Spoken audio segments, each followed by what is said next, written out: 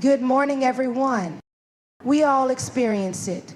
The rush of heat rising in our chest, our heart pounding, the desire to speak in words we will later regret. Anger.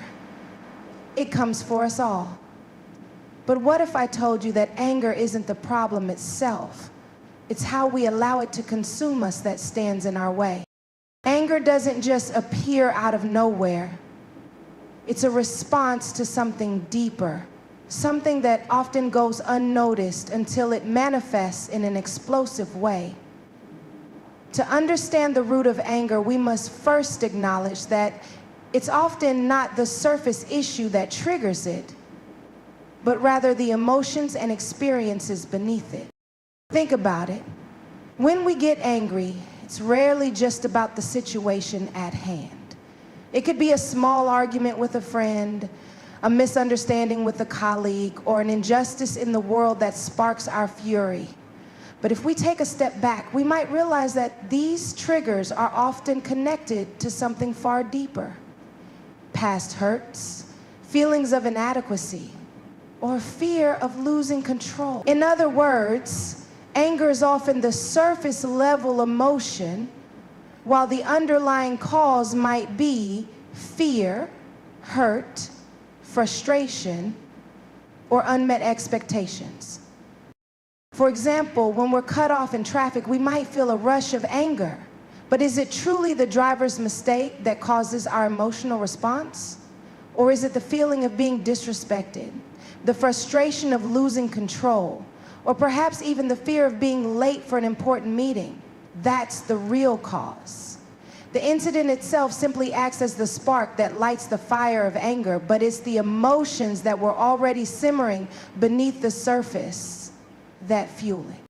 Similarly, anger can often be a defense mechanism. When we feel vulnerable, weak, or unsafe, whether physically or emotionally, our natural response can be to lash out. Anger becomes our shield, guarding us from the fear of being hurt again. It can be a way of protecting ourselves from pain, rejection, or the experience of being taken advantage of. In this sense, anger isn't necessarily a negative emotion. It's just that, when left unchecked, it becomes a distorted reaction to our deeper fears or insecurities. Understanding the root of anger means looking beyond the immediate situation and diving into what's happening within us. It requires honesty with ourselves about what we're really feeling and why we feel that way. Is it the action of another person that's making us angry, or is it something unresolved from our past? Is it the fear of not being heard or respected, or the feeling of being powerless in a situation?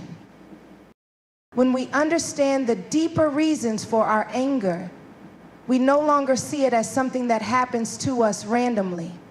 Instead, we recognize it as a powerful tool, one that, when understood and managed, can help us heal, grow, and become more self-awareness.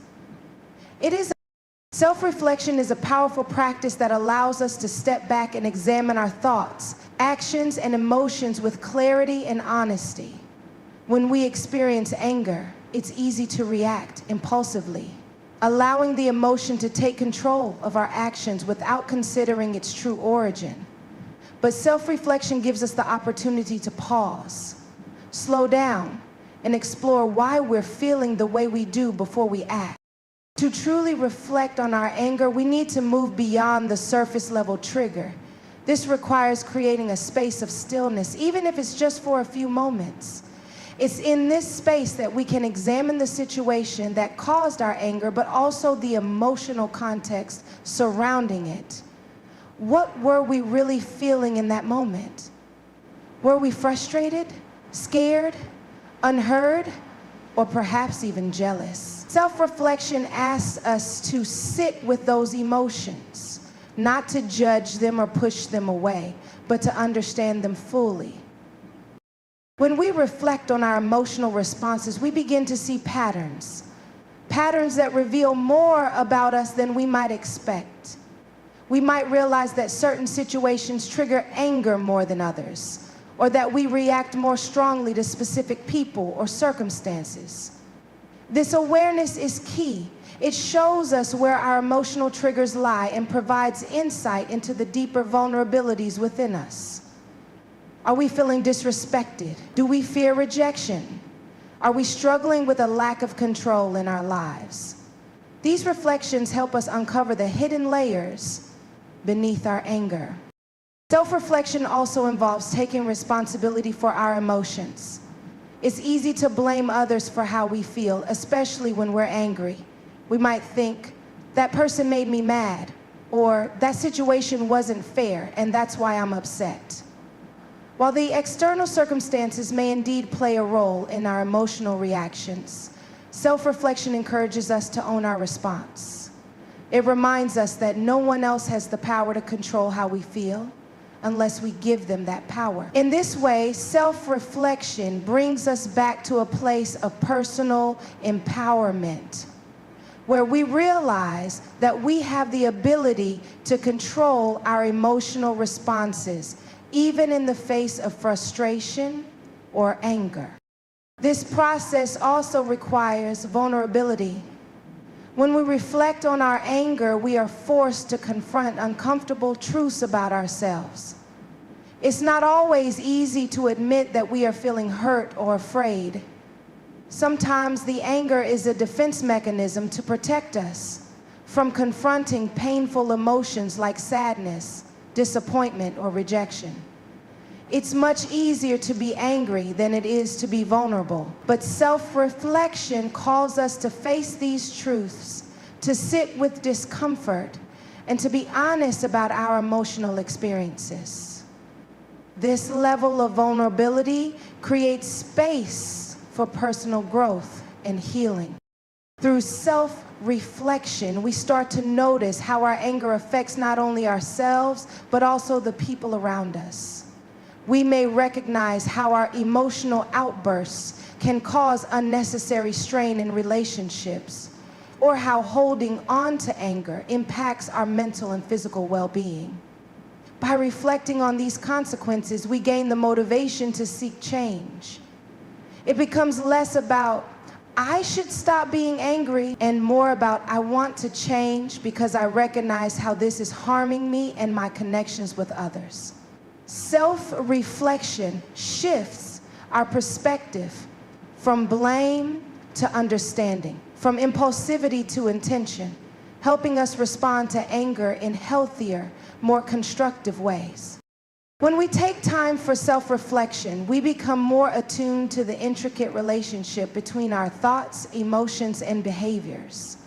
We start to see that anger is not a standalone emotion, but a part of a much larger emotional landscape.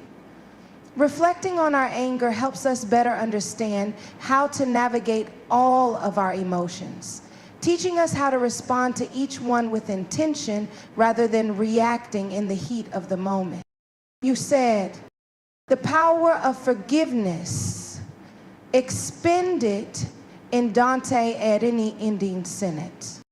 ChatGPT said, forgiveness is one of the most powerful tools we have for healing, yet it's often the most difficult to practice.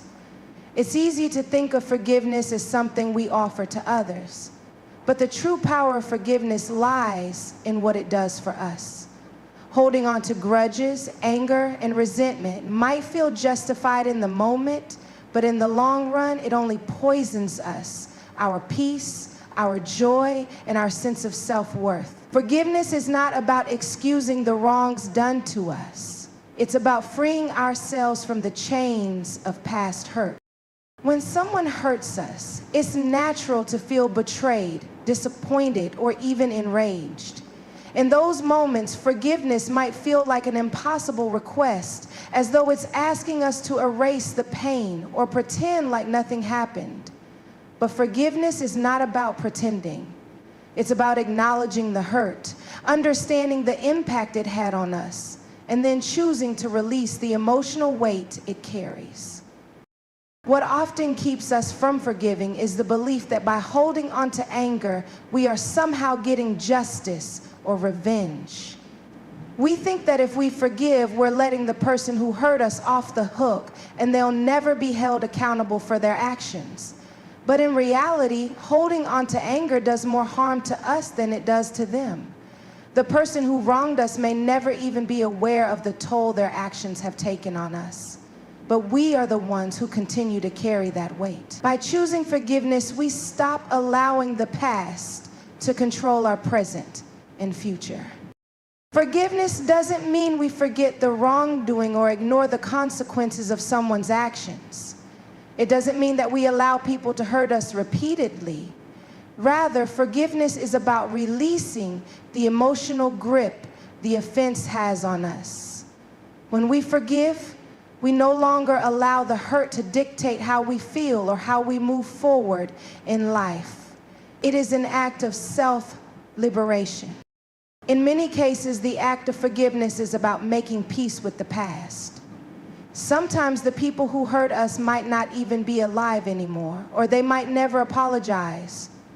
In these cases, forgiveness is less about the other person and more about finding closure for ourselves. When we hold on to anger towards someone who has hurt us, we keep them alive in our hearts and minds. But forgiveness allows us to let go of the grip they have on us, regardless of whether or not they ever acknowledge the pain they caused. Forgiveness is also deeply tied to empathy. When we start to understand that everyone is dealing with their own struggles, their own wounds, and their own challenges, it becomes easier to forgive. The person who hurt us may have been acting out of their own pain or fear, and while that doesn't excuse their behavior, it helps us see them as human. This shift in perspective doesn't necessarily make the hurt disappear, but it softens the edges of our anger, making it easier to release it. Another important aspect of forgiveness is the forgiveness we must give to ourselves. Often, we're our own harshest critics. We carry guilt, shame, and regret for things we've done or failed to do. But holding on to these emotions does not help us grow. It keeps us trapped in the past. We must learn to forgive ourselves for our mistakes and imperfections. Self-forgiveness is a crucial part of healing, and it's a necessary step in the journey to true emotional freedom. Forgiveness is a process, not an event. It takes time, and it doesn't always happen in one moment of epiphany. Some days we might feel as though we've forgiven someone, only to find that old anger or hurt resurface. That's okay. Forgiveness is not a one-time decision. It's a commitment we make to continually release the past and choose peace. It's an ongoing journey that requires patience, self-compassion, and a willingness to let go. The power of forgiveness lies in its ability to transform our hearts. When we forgive, we make room for healing, for compassion, and for peace. We reclaim our emotional freedom and release ourselves from the grip of past wrongs. In doing so, we open ourselves up to greater love, greater joy, and a future unburdened by the pain of yesterday. Anger, when harnessed correctly, can be a powerful force for transformation. Too often, we view anger as a destructive emotion, something to be suppressed or avoided. But the truth is, anger in itself is not inherently bad. It is a natural response to situations where we feel threatened, disrespected, or out of control. The problem arises when we let that anger dictate our behavior and cloud our judgment. What if, instead of letting anger control us, we could use it as fuel for something better? Transforming anger into positive energy begins with recognizing that anger, like any other emotion, is a signal. It's not something that should be ignored, dismissed, or pushed down. It's something to be understood. Anger often arises from a sense of injustice, a violation of personal boundaries, or frustration with the way things are. By taking the time to pause and reflect on what is fueling our anger, we can begin to understand its deeper message. Rather than allowing the anger to spiral out of control, we can take a moment to process it and ask ourselves, what is this anger telling me? What is the root cause of this emotion? Is it pointing out a need that hasn't been addressed? or a value that has been violated. Once we understand what's driving our anger, we can redirect that energy towards something productive. Often anger arises when we feel helpless or powerless in a situation. But when we acknowledge our feelings, we take the first step toward reclaiming our power. Instead of directing that anger outwardly in ways that harm ourselves or others, we can channel it into action. This action doesn't have to be dramatic or immediate. It can be small, intentional steps toward change. Whether it's advocating for ourselves, setting clearer boundaries, or taking concrete steps toward resolving a situation that's causing frustration, transforming anger into action empowers us to take control of our circumstances. Anger can also be used to fuel our passion for causes that are meaningful to us. For example, the anger we feel when we witness injustice or inequality can be the driving force behind social change. Instead of becoming overwhelmed or disillusioned by the negative emotions we experience, we can transform that anger into motivation to make a difference in the world. Whether it's speaking out against injustice, raising awareness, or taking part in movements that align with our values, anger can be the spark that ignites our desire to take action and create change. In the realm of personal growth, anger can serve as a catalyst for self-improvement. When we feel angered by a situation, it can point to areas of our life that need attention. Maybe it's a relationship that needs healing, a habit that needs changing, or a goal that we've been neglecting. Rather than letting the anger fester and turn inward into self-destructive thoughts, we can transform it into motivation to take proactive steps towards self-improvement. Anger can be the wake-up call that pushes us to take action toward bettering ourselves and our lives. Another way to transform anger into positive energy is by using it to fuel creativity. Many great works of art, literature, and music have been born out of frustration or anger. When we're angry, our emotions are heightened, and this intensity can be channeled into creative expression. Whether through writing, painting, dancing, or music, anger can be transformed into a powerful form of self-expression. It allows us to process our emotions in a constructive way and connect with others who may feel similarly. Creativity becomes a healthy outlet for the energy that anger generates, allowing us to express ourselves freely without harming others or ourselves. It's also important to recognize that anger can sometimes point us toward necessary changes in our lives. For example, if we find ourselves constantly angry in a particular relationship or situation, it could be a sign that something needs to shift.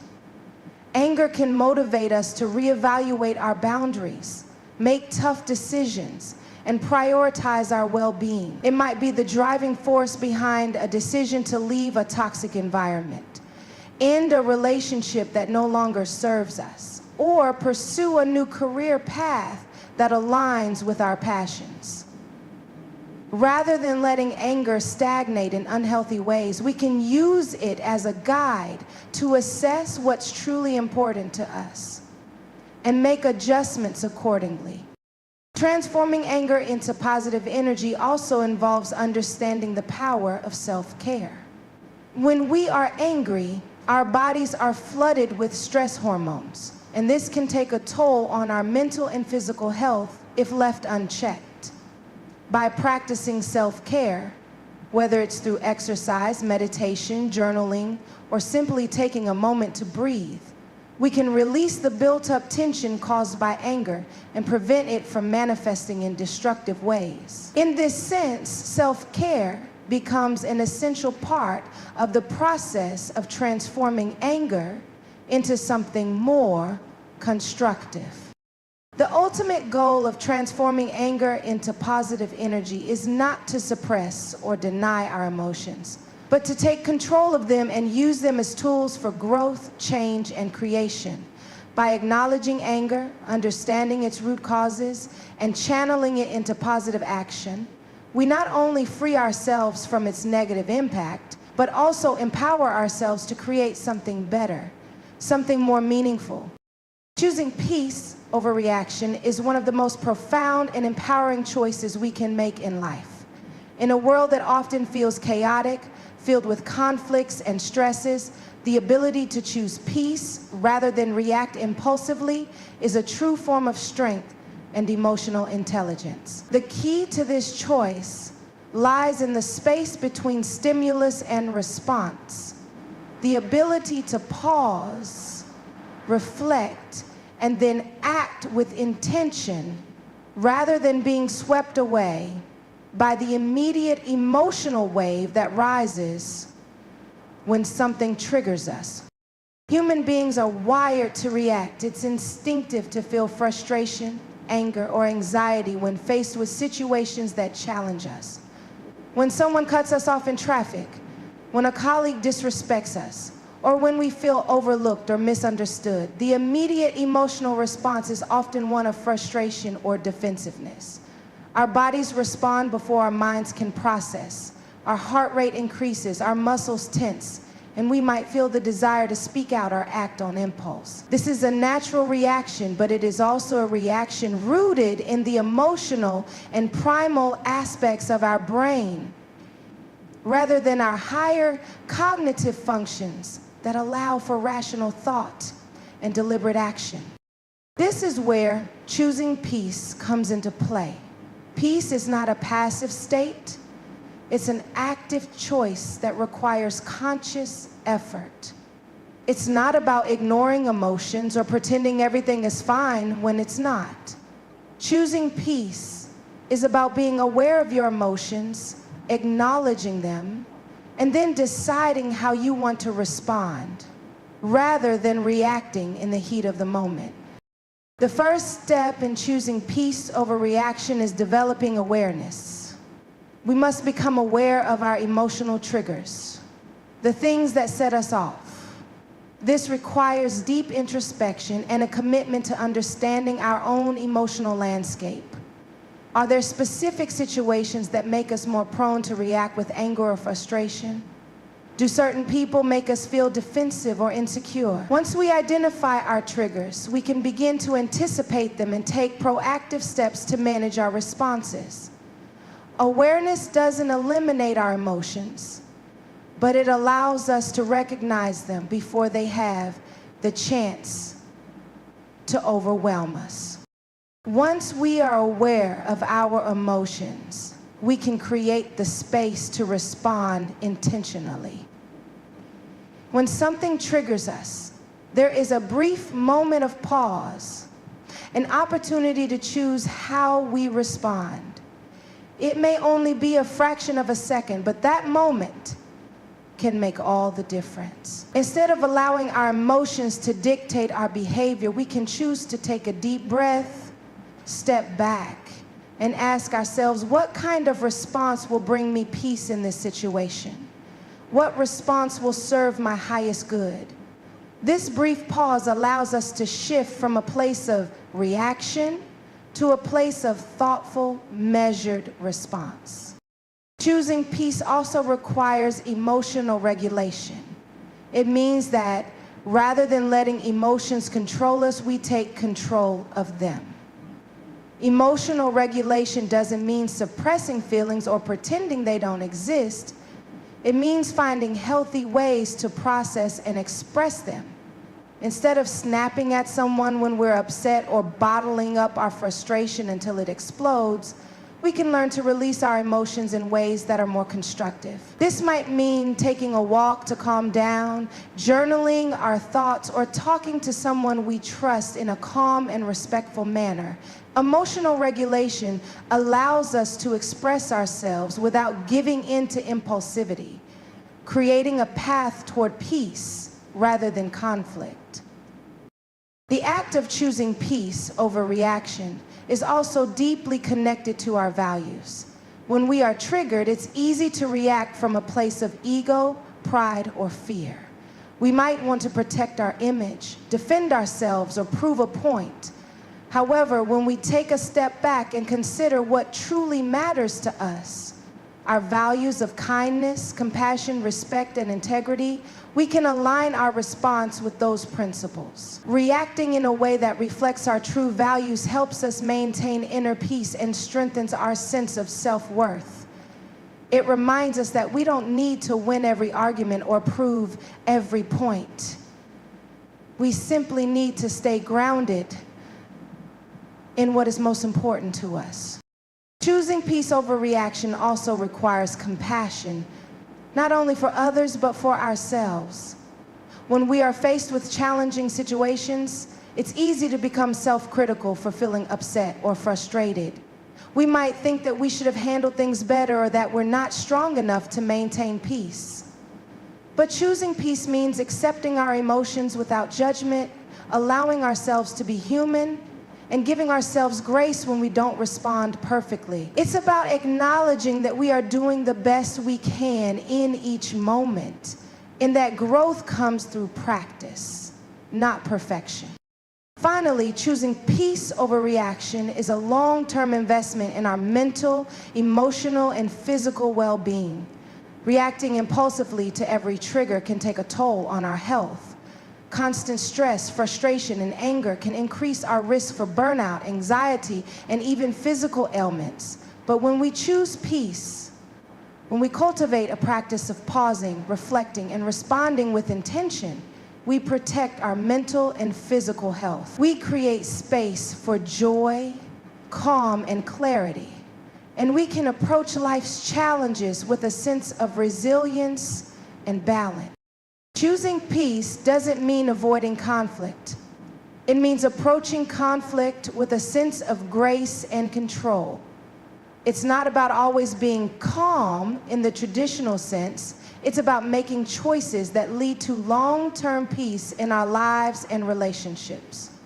It's about responding to challenges in a way that reflects our highest self, rather than reacting from a place of fear, anger, or defensiveness. Choosing peace is a daily practice, and each moment offers a new opportunity to decide how we want to show up in the world.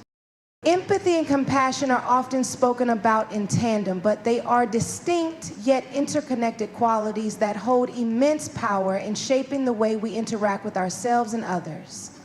Empathy is the ability to understand and share the feelings of another, while compassion goes a step further, involving not just understanding, but a desire to alleviate that suffering or offer support. Both empathy and compassion are essential for creating meaningful relationships, fostering community, and nurturing a sense of shared humanity. Wow. Empathy begins with the ability to put ourselves in someone else's shoes. It's about tuning into the emotional landscape of another person and feeling with them rather than simply for them. This doesn't mean we need to have experienced the exact same thing to understand their emotions.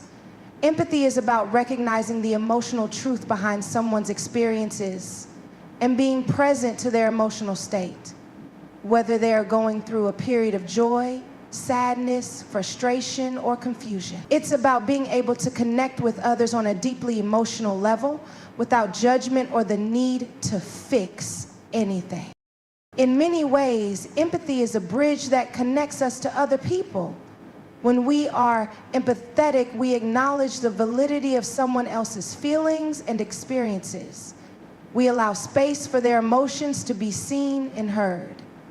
This can be incredibly validating for the other person, as it often feels like the world is not just reflecting back their struggles, but offering understanding and solidarity. Empathy creates the foundation for deeper connection, as it allows us to let go of assumptions or judgments and truly listen to what another person is expressing.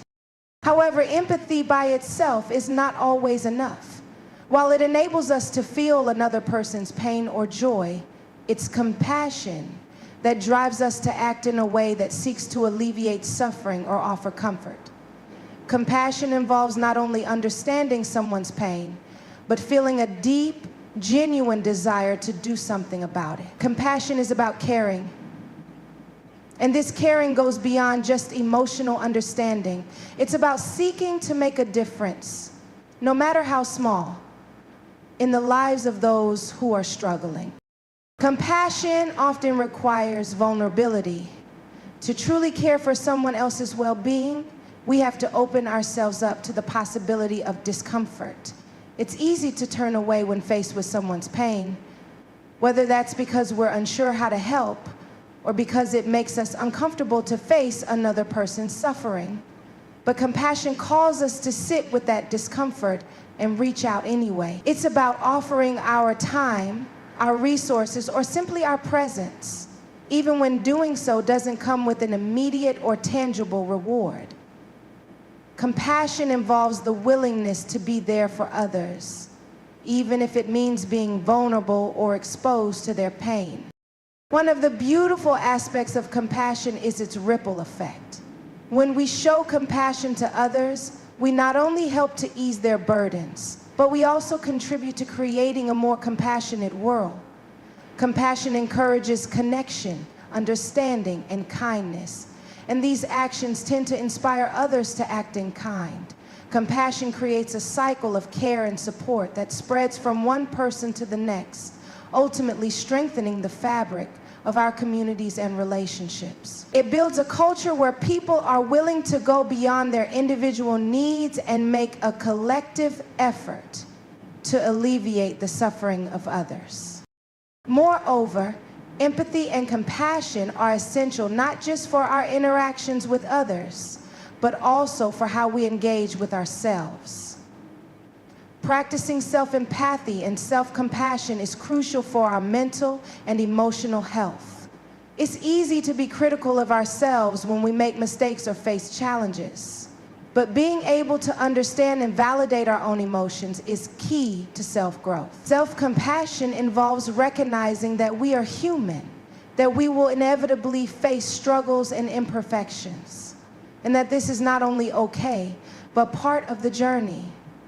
Rather than berating ourselves for our perceived shortcomings, we can choose to treat ourselves with the same kindness and understanding that we offer to others in times of difficulty. Furthermore, both empathy and compassion are learned skills. While some people may have a natural inclination toward these qualities, they can be cultivated over time with intention and practice.